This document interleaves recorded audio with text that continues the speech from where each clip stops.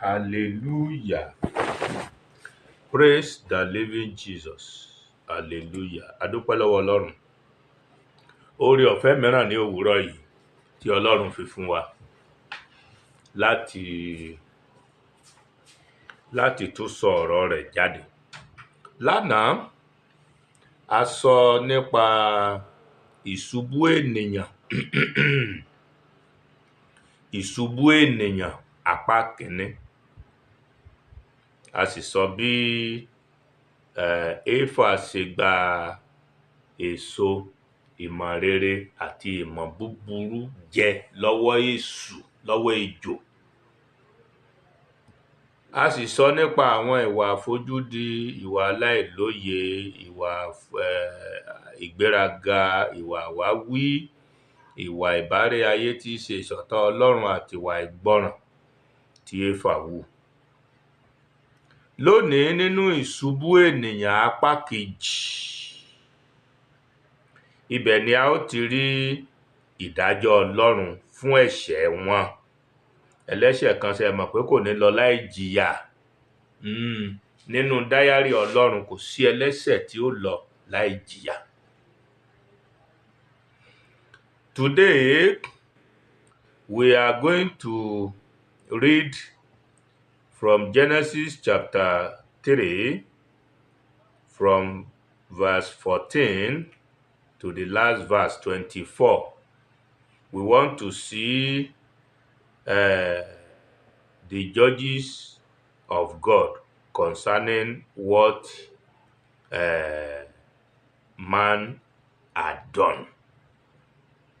A fẹ́ wo ìdájọ́ Ọlọ́run sí ohun tí ènìyàn ṣe. I begin the reading from Genesis chapter 3. I want to read in Yoruba first. And the Bible says, Bíbélì sì sọ fún wa pé, Olúwa Ọlọ́run sì wí fún ejò náà pé, nítorí tí ìwọ ti ṣe èyí, a fi ìwọ bú nínú gbogbo ẹran àti nínú gbogbo ẹranko ìgbẹ́.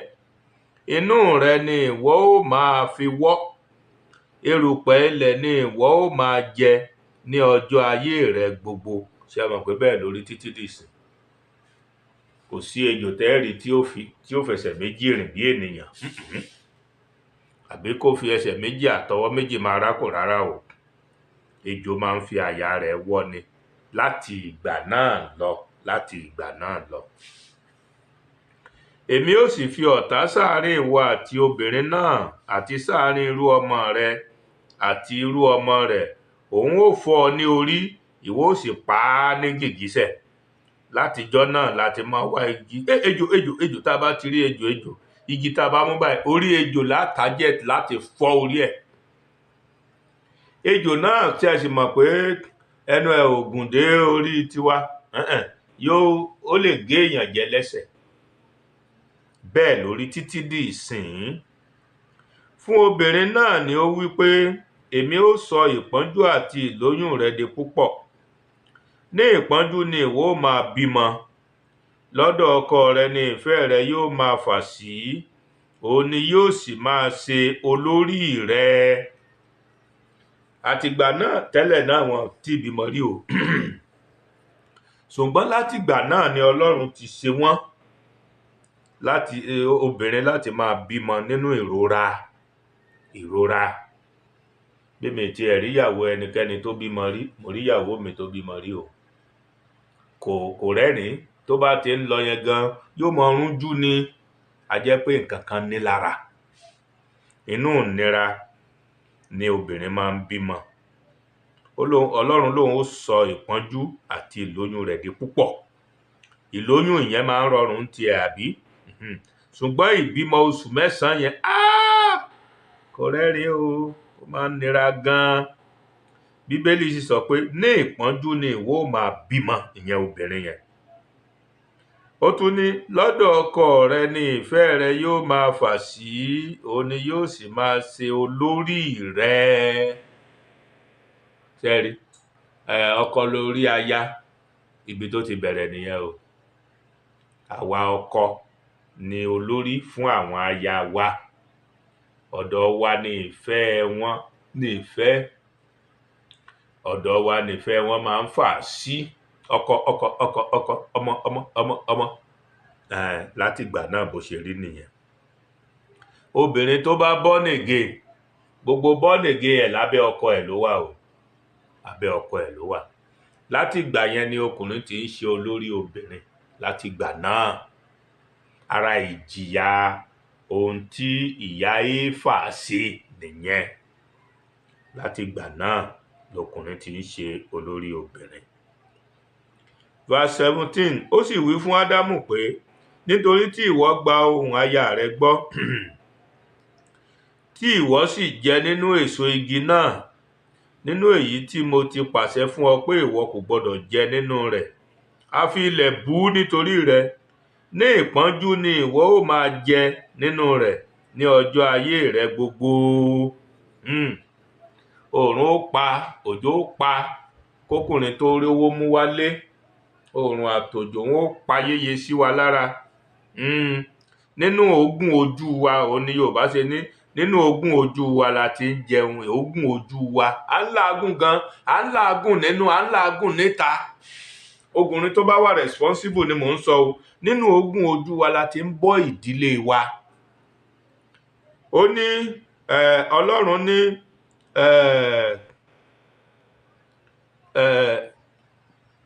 nínú èyí tí mo ti pàṣẹ fún ọ pé ìwọ kò gbọdọ̀ jẹ, òkè, a fi ilẹ̀ bú nítorí rẹ. Ní ìpọ́njú ni ìwọ ó máa jẹ nínú rẹ̀.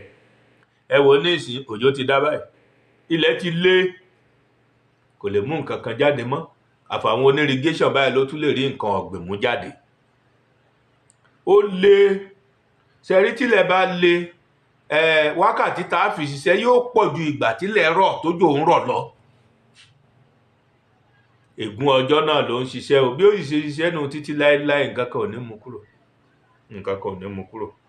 O gbọ́ nígbà kan ni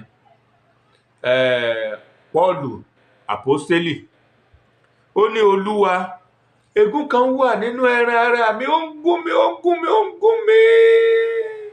Olúwa bá mi mú kúrò. O gbọ́ tọ́lọ́run ó fi dá lóhùn, olóore ọ̀fẹ́ mi tó fún ọmọ ọba yìí. Ibẹ̀ ló, mo rò pé bẹ́ẹ̀ lórí yẹn ó ti wá. Oore ọ̀fẹ́ rẹ tó fún mi, oore ọ̀fẹ́ rẹ tó fún mi, oore ọ̀fẹ́ tí kò lẹ́gbẹ́, oore ọ̀fẹ́ rẹ tó fún mi, oore ọ̀fẹ́ Jésù tó fún mi, oore ọ̀fẹ́ rẹ tó fún mi, oore ọ̀fẹ́ tí kò lẹ́gbẹ́, oore ọ̀fẹ́ rẹ tó fún mi. Kì í ṣe àìsàn yàtọ̀ sí ikú o.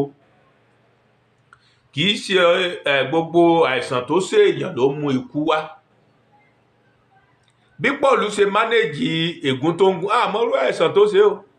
Àìsàn kan ló túmọ̀ sí ègún tó ló ń gún nínú ẹran ara wọn. Ṣé ẹ mọ̀ pé ègún máa gún ẹran ara èèyàn? Ó lágbára gan o. Ọlọ́run ní, máa bá yí, oore ọ̀fẹ́ mi tó fún ọ, oore ọ̀fẹ́ mi tó fún ọ. Ìmí Ọlọ́run ò ní mú àìsàn yẹn kúrò. So gbogbo ẹ̀yin tẹ́ wà lórí àkéte àìsàn lọ́wọ́, tí ẹ rò pé ẹ ò ní ìrètí, nígbà mìíràn Ọlọ́run máa ń mú kí àìsàn, Ọlọ́run máa ń fi àìsàn gbé èèyàn pamọ́. Bóyá ikú ti ń bọ̀, Ọlọ́run á wò pé, mi sì tí ìfẹ́ kẹ́ni ikú báyìí, òkè, wọnú àìsàn yìí lọ, yóò wá wà nulé. Tá ń wọlé, yóò di tá ń wọlé òjijì. Kì í ṣe gbogbo ẹni tójú ẹ̀ fọ́ ló ń jẹ́ tá ń wọlé. Ẹlòmíì ojú ẹ̀ ò fọ́ tá ń wọlé lòun náà. Ọlọ́run gbé pamọ́ ni. Ọlọ́run máa ń gbé àwọn èèyàn náà pamọ́ sọ́gbà ẹ̀wọ̀n. Ọlọ́run máa ń gbé èèyàn pamọ́ sí police station. Ọlọ́run máa ń gbé wọn pamọ́ sẹ́yìn odi. Àwọn tọ́lọ́run bá fẹ́, bóyá aládùúrà ni wọ́n, Ọlọ́run máa ń gbé wọn pamọ́ púpọ̀. Ṣùgbọ́n kò ní jẹ́ kí àìsàn yẹn kó pa wọ́n, torí pé a gbé wọn pamọ́ ni. Oore ọ̀fẹ́ mi tó fún ọ ni àwọn náà, oore ọ̀fẹ́ mi tó fún ọ ni àwọn náà. So ọ̀pọ̀lọpọ̀ àìsàn tó ń ṣèyàn, oore ọ̀fẹ́ mi tó fún ọ lọ́lọ́run fi ṣe, ntọ́lọ́run fi ṣe nìyẹn. Tiwa ni pé ká máa dúpẹ́ o, ẹ máa dúpẹ́ o, ipòkípò tó wù kẹwàá, ẹ máa dúpẹ́. Ìbáṣepọ̀ àìsàn, ìbáṣepọ̀ àìlera, ìbáṣepọ̀ ọgbà ẹ̀wọ̀n, ẹ máa dúpẹ́. Tá a bá lọ, mo ní slọ́ọ̀tì sí prison ní Òkèkúrá, tá a bá lọ bẹ̀ báyìí, tẹ́ bá rí báwọn ẹlẹ́wọ̀n ṣe ń jó bọ́ ṣe ń kọrin, ní mọ̀ páwọn náà ni. Mo wá sọ fún wọn ọjọ́ kan, mo ní ká ní báyìí lẹ ṣe ń yin Ọlọ́run, mọ̀ ní débi tẹ́ ẹ wà yìí. Ìwọ náà tó rọ́lọ́run yìn, tó rọ́lọ́run sìn, tó jẹ́ complain ní. O mọ̀ jẹ́ kọ́rọ̀ ẹ̀dọ́gba ẹ̀wọ̀n kó tó mọ̀ bá ṣe ń yin Ọlọ́run. Mọ̀ jẹ́ kọ́rọ̀ ẹ̀dọ́gba ẹ̀wọ̀n o.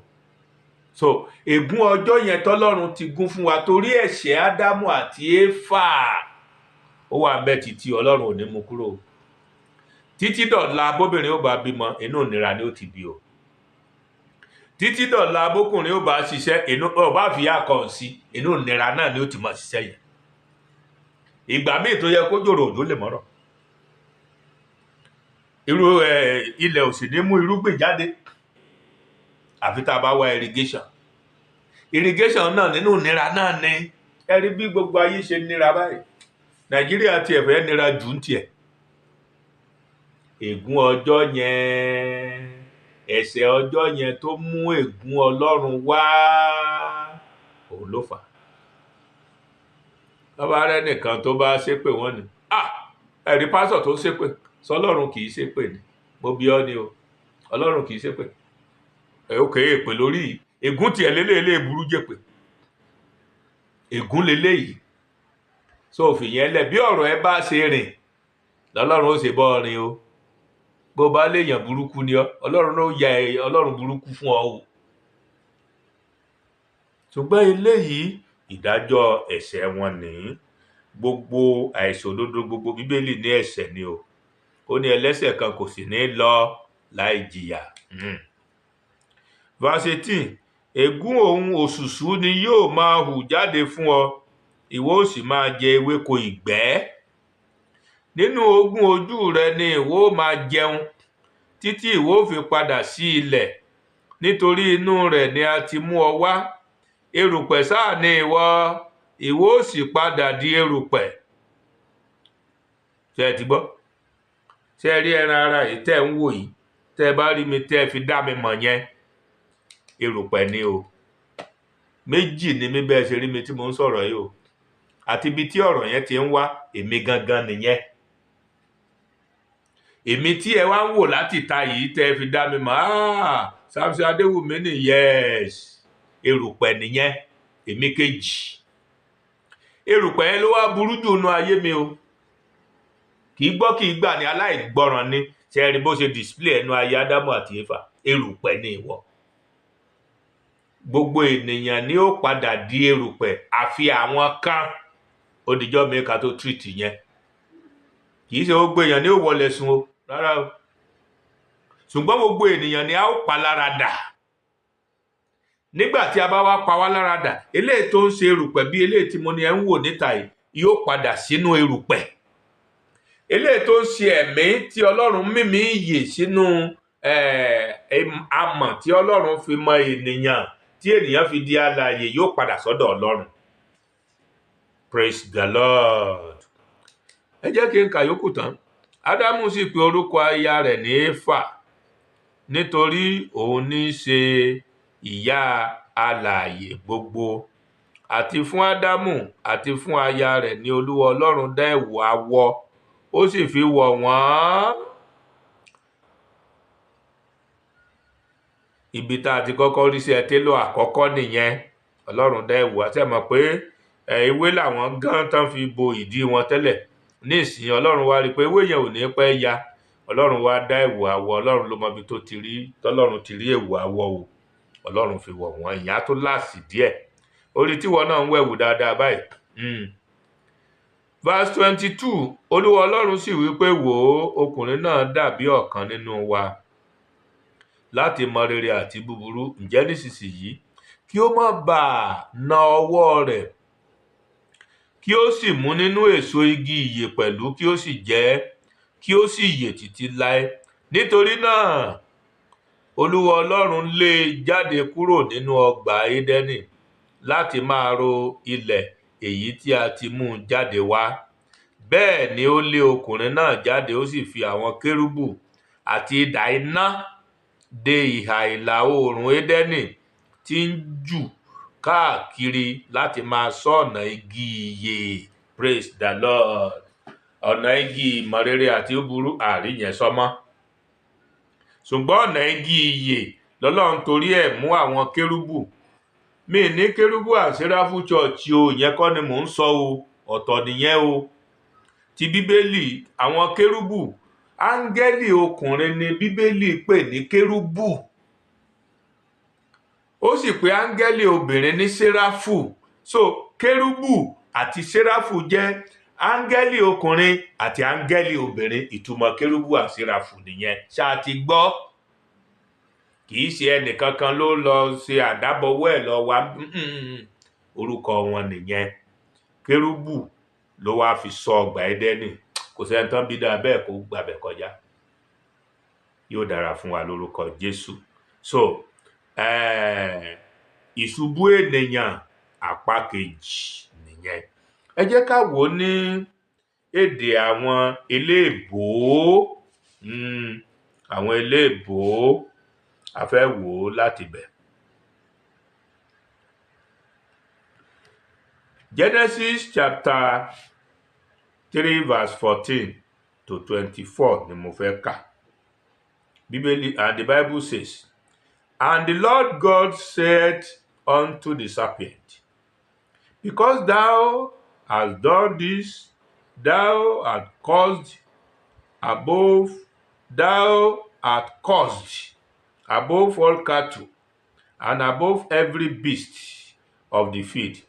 Upon thy belly shalt thou go, and dust shalt thou eat all the days of thy life." Snake, you will from now walk on your belly. You will eat dust. You eat dust. And that is why if you put salt, plenty of salt around your house, if a snake walk upon it, it will die. So salt can kill snake. 15, "And I will put enmity between thee and the woman, and between thy seed and her seed. It shall bruise thy head, and thou shalt bruise his heel.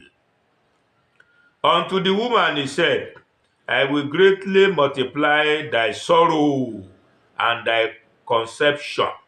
In sorrow thou shalt bring forth children, and thy desire shall be to thy husband, and he shall rule over you."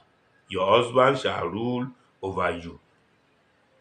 17, "And unto Adam he said, Because thou hast hearkened unto the voice of thy wife, and hast eaten of the tree of which I commanded thee, saying, Thou shalt not eat of it.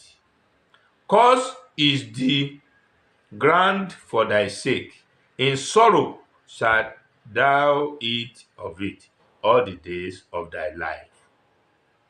Thorns also and thistles shall it bring forth to thee, and thou shalt eat the herb of the field." That means, I thought you are a responsible person. That's why I created this Garden of Eden for you, so that you can eat out of it. You won't stress yourself. You won't labor much. You just eat freely. Free food. But now that you have done this, which you have done, I told you not to eat from the fruit of the knowledge of knowledge of truth and you have eaten it, don't worry. You will go and till the land for yourself. I till this land for you. You don't know the value, eh? Good. You will go and till the land for yourself now. You will eat from it. And you will eat tongues. Tongues. Ègún ló ń jẹ́ bẹ́ẹ̀ o. Tongues and tissues. Amen. 19.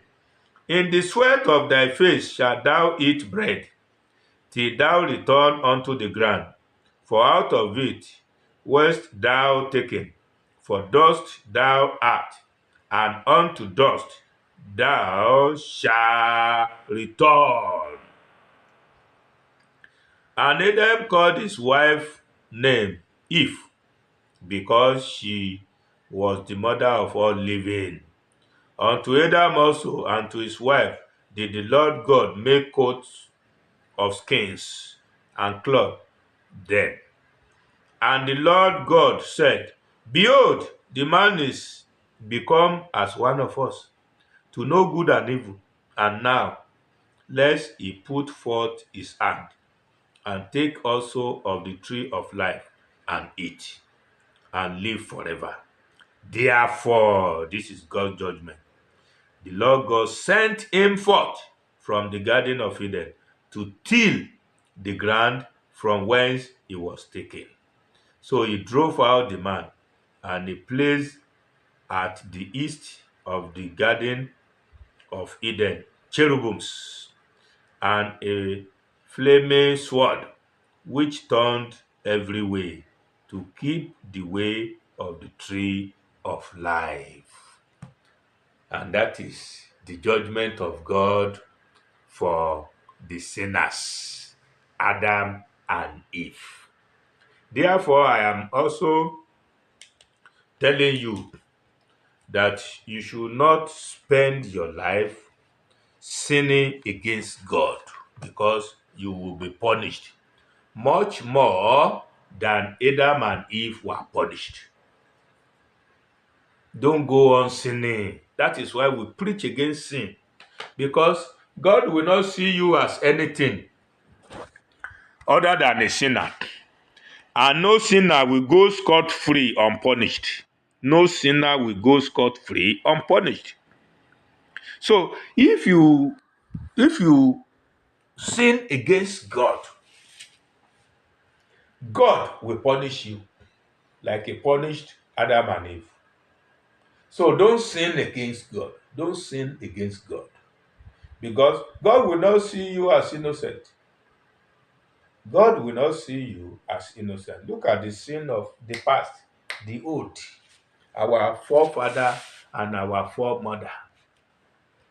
They sinned. God said, don't eat out of these two fruits of trees in the middle of the Garden of Eden.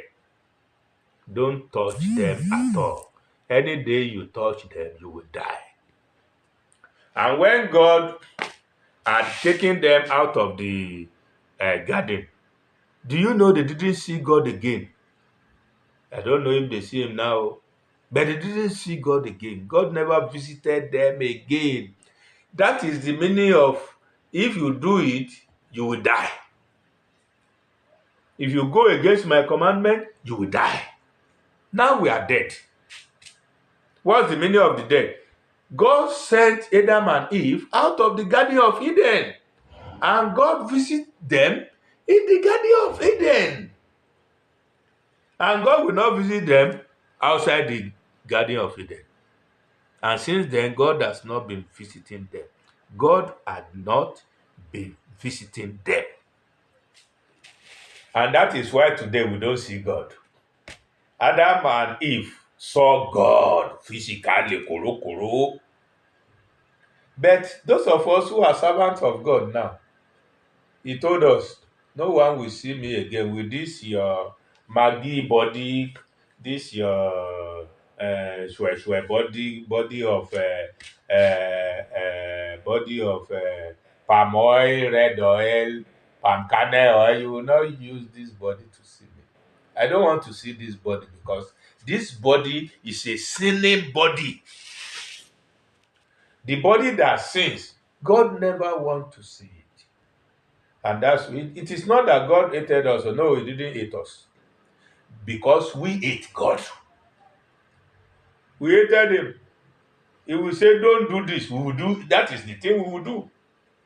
And that is why God doesn't want to see the face of anyone who disobeys him.